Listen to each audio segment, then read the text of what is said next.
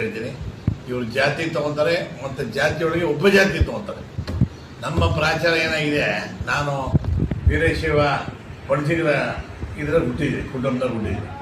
ಈಗ first list ಒಳಗೆ ಈಶ್ವರ್ ಖಂಡ್ರೆ ಅವರು ಮತ್ತು ಶರಣ್ ಪ್ರಕಾಶ್ ಅವರಿಬ್ಬರು ಪಂಡಿತರು. ಫಸ್ಟ್ ಲಿಸ್ಟ್ ಒಳಗೆ ಇಬ್ಬರು ಪಂಡಿತರು ಆಗ್ಬೋದು.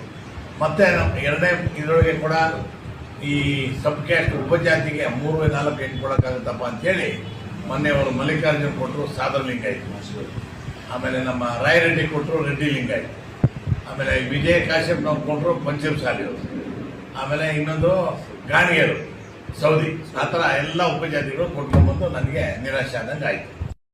ಹಿಂಗಾಗಿ ನಾನು ಬಿಟ್ಟು ಹೋಗೋದಿಲ್ಲ ಅಂತೇಳಿ ಅದೇ ಎಲ್ಲಾದರೂ ಅವರಿಗೆ ದೊಡ್ಡ ಒಂದು ಪ್ಲಸ್ ಆಯ್ತಾ ಅಂತ. ಅದು ಏನಾಗಿದೆ, too much attachment for the party. ನಾವು ಏನೇ ಆದರೂ ಕೂಡ ಪಾರ್ಟಿ ಬಿಟ್ಟು ಹೋಗಿಲ್ಲ ಅನ್ನೋದೊಂದು ತಪ್ಪಾಗ್ಬಿಟ್ಟಿದೆ ಅಂತ ಅನಿಸ್ತಾ ಇದೆ. ಇವ್ರು ಏನ್ ಮಾಡೋದು ಮಾಡದೆ ಇಲ್ಲೇ ಇರ್ತಾರಪ್ಪ ಅನ್ನೋ ಥರ ಗ್ರೈಂಡ್ ಮಾಡ್ಕೊಂಡಿದ್ದಾರೆ. ಈಗ ಬಹಳ ಜನ ರಾಜೀನಾಮೆ ಕೊಡ್ತೀನಿ ಅದು ಹೆದರ್ಸ್ತಾರೆ. ಅವ್ರ ಮನೆಗೆಲ್ಲ ಹೋಗಿ ಇವರು ಸಮಾಧಾನ ಮಾಡಿಸ್ತಾರೆ ಅಂತ ಇದೆ. ಆದ್ರಿಂದ ನಾವು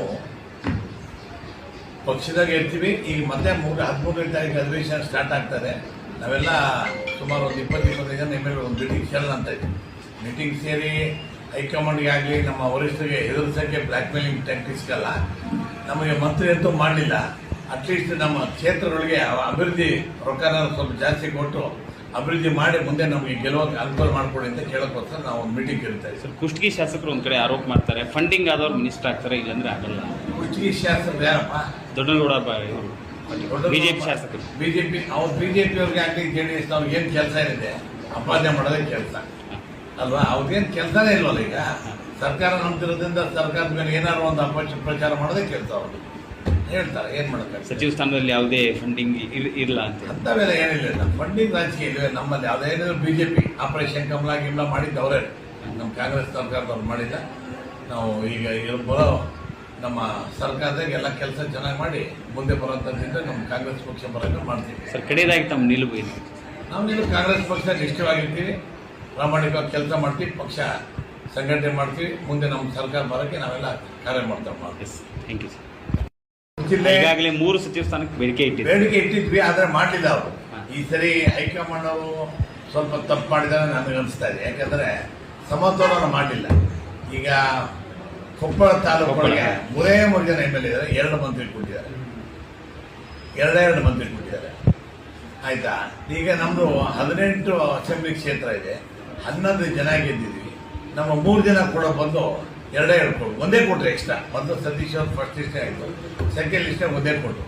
ಆದ್ದರಿಂದ ಸ್ವಲ್ಪ ಸಮತೋಲನ ಸರಿಯಾಗಿಲ್ಲ ಅಂತ ಹೇಳಿ ಬಹಳ ಮಿಸ್ಅಂಡರ್ಸ್ಟ್ಯಾಂಡಿಂಗ್ ಆಗ್ತಾ ಇದೆ.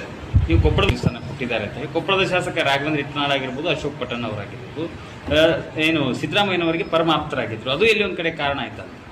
ಇನ್ನೊಂದು ಏನಂದ್ರೆ ಕಾರಣ ಬೇಕಾದಷ್ಟು ಇದಾವೆ. ನಾವೆಲ್ಲ ಪತ್ರಿಕೆಗೆ ನಿಮ್ಮ ಟಿವಿಗೆ ಹೇಳೋಕ್ಕಾಗಲ್ಲ. ಬೇರೆ ಬೇರೆ ಬೇಕಾದಷ್ಟು ಕಾರಣಗಳಿದ್ದಾವೆ. ಅದರಿಂದ ಸಿದ್ದರಾಮಯ್ಯ ಅವ್ರಿಗಾಗಲಿ, DK ಶಿವಕುಮಾರ್ ಆಗಲಿ, ಹರಿಪ್ರಸಾದ್ ಕೂತ್ಕೊಂಡೆಲ್ಲ ಹೈಕಮಾಂಡ್ ಮಾಡಿದರೆ ಕರೆಕ್ಟಾಗಿ ಆಗ್ತಾ ಇತ್ತು. ಅವ್ರು ಏನು ಮಾಡೋದು, ಹೈಕಮಾಂಡ್ ಅವ್ರಿಗೆ ಇವ್ರ ಲಿಸ್ಟ್ ಇಸ್ಕೊಂಡು ಅವರೇ ಫೈನಲ್ ಮಾಡಿ ಕಳಿಸ್ಬಿಟ್ಟಿದ್ದಾರೆ. ಹಾಗಾಗಿ ಸಮತೋಲನ ಅವ್ರಿಗೆ ಗೊತ್ತಾಗಲ್ಲ. ಅವ್ರಿಗೆ ಹೈಕಮಾಂಡ್ ಅವ್ರಿಗೆ ಯಾವ ಜಿಲ್ಲೆಯಲ್ಲೆಲ್ಲ ಗೊತ್ತಾಗಿಲ್ಲ. ಹಾಗಾಗಿ ಸ್ವಲ್ಪ ತೊಂದರೆ ಆಗಿದೆ.